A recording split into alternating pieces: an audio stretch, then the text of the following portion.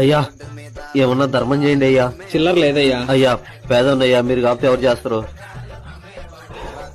దా వచ్చి కూర్చో. నెలకి ఎంత సంపాదిస్తావు? 30,000 అయ్యా. అంతేనా? మంచి సీజన్ లో అయితే ఒక 50 సంపాదిస్తాయా. నా జీతం ఎంతో తెలుసా? నెలకి 20,000. దాంట్లో ఇంటి రెంట్ 8,000 పోద్ది. ఇంకాడికి ఎంత ఉన్నట్టు? 12,000 అయ్యా. దాంట్లో టీవీ రీఛార్జ్ కి, సెల్లు రీఛార్జ్ కి, గ్యాస్ బిల్లుకి ఒక 2,000 పోద్ది. ఇంకాడికి ఎంత ఉన్నట్టు? 10,000 అయ్యా. దాంట్లో తినడానికి, కరెంటు బిల్లుకి, ఇంటి ఖర్చులకి ఇవన్నీ ఒక 4,000 పోతాయి. 6,000 అయ్యా.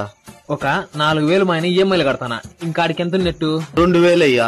నేను ప్రతిరోజు బండ్లో ఆఫీస్కి పోవడానికి పెట్రోల్ ఖర్చు ఒక 2,000.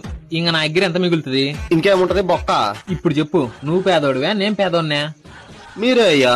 మరి ఎంతో కొంత ఇస్తే నేను పోయి టిఫిన్ చేసొస్తా.